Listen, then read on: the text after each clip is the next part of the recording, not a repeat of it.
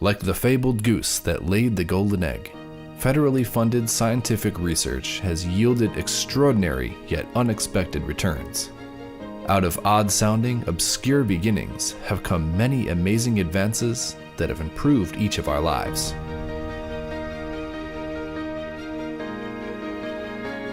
The Golden Goose Award recognizes the people and the stories behind these unexpected and incredible scientific breakthroughs.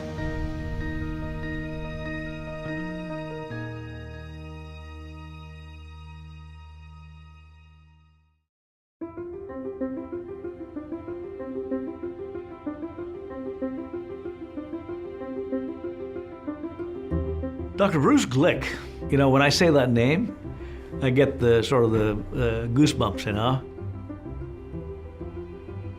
Glick had this incredible persona. He's a throwback to the old days, the Renaissance man, driven by curiosity, is willing to share, is willing to mentor, is willing to give. But really it was Bruce Glick's work in discovering the functionality of chickens that contributed to where we are today.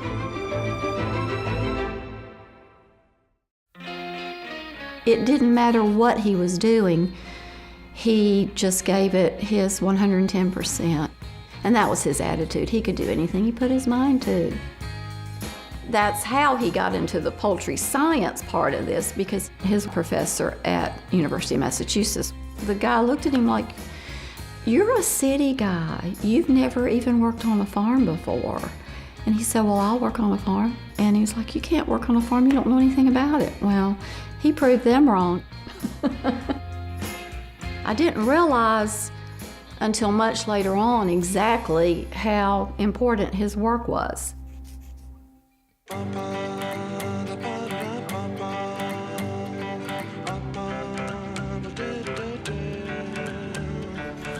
It was a serendipitous discovery that he made that this particular organ called the bursa fabricius, that's located in the rear end of chickens, is the basis of humoral immunity. Humoral immunity is really what we refer to as antibodies. So nobody knew what it was. They just thought, it's an organ that's out there. Who cares? Nobody cared for 300 years until Bruce Glick comes along.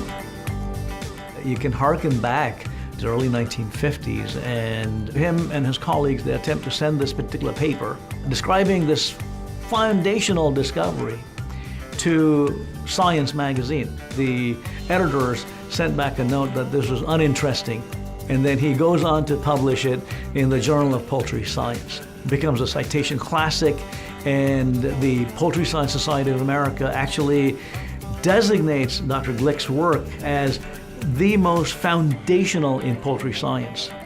Not only was his science foundational for knowledge about chickens and geese and turkeys, but also for human health and well-being. It is at the basis of what we do today in terms of cancer treatments and the development and deployment of vaccines. It's helping in rheumatology, it's helping in childhood cancers. That sort of a treatment that's happening in the year 2018 would not have been possible without that foundational, seminal work that was done by Bruce Glick and all the others that came along after him.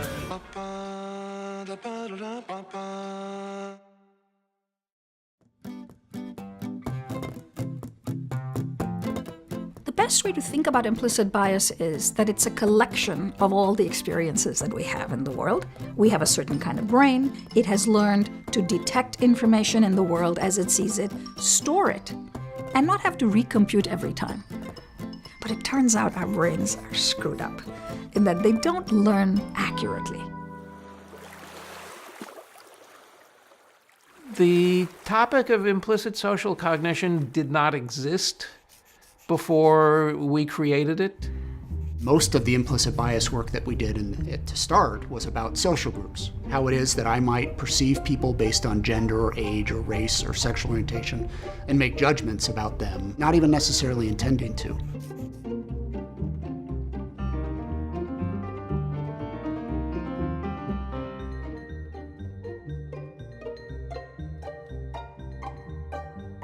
I don't have to ask you how you feel about racial groups or gender groups. Instead, I just measure that indirectly. How easily can you associate black faces with good words compared to white faces with good words? The first test I ever took was a race test.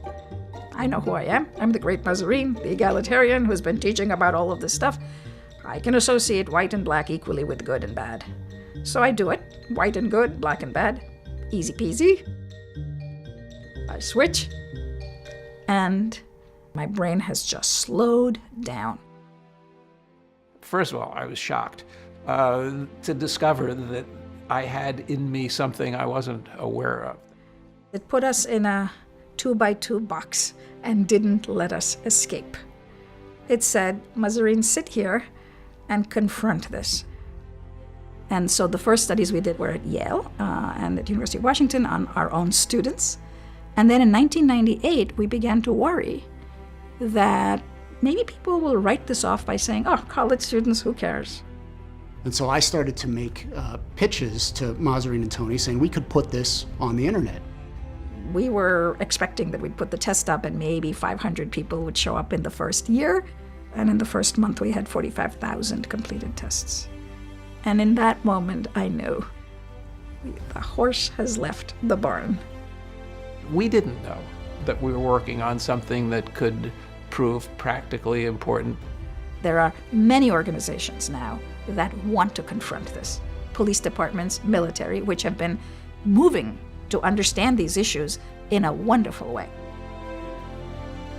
So much really good work has already been done that it gives us the luxury now of taking a step back and asking one interesting question, and that is, how do we change ourselves?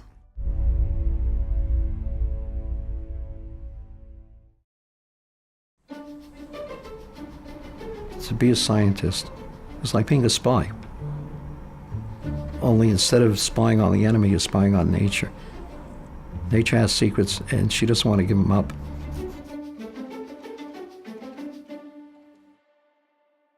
What we were interested in was just basic immunology at the time. This was back in the mid-20th century.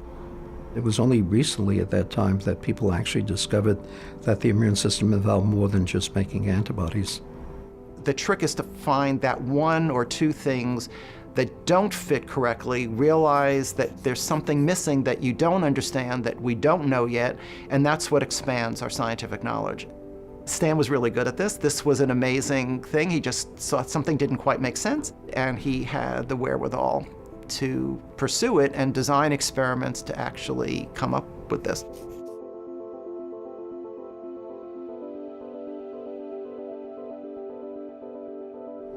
We found that all these things have in common is that they allow cells to do things to other cells.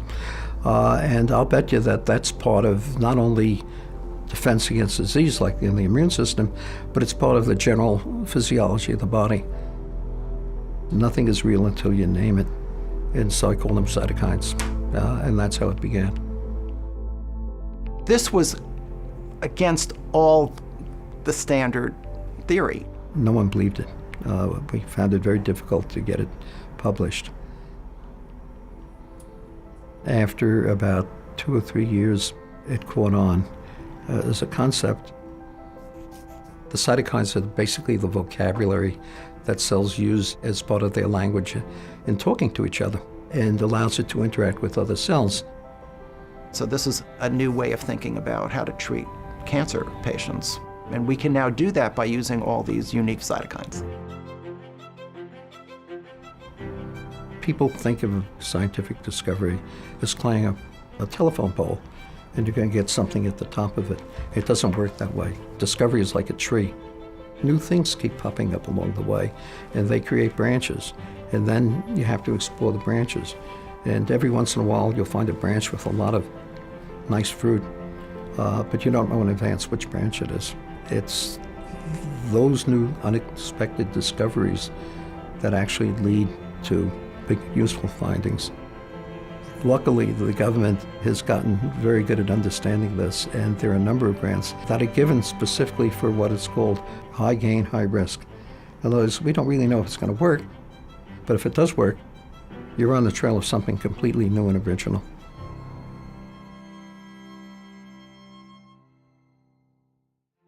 Federal funding is important. This research would not have gotten started without it.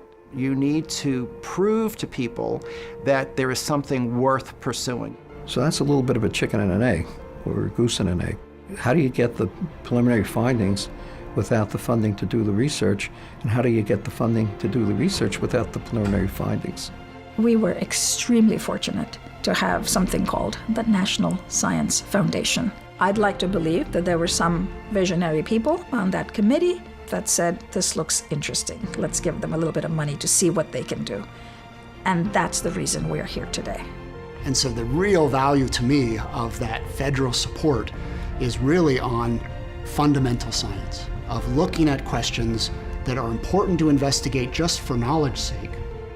You can't plan this out. You stumble into it. The question is, do you have the sense to recognize that you're onto something interesting?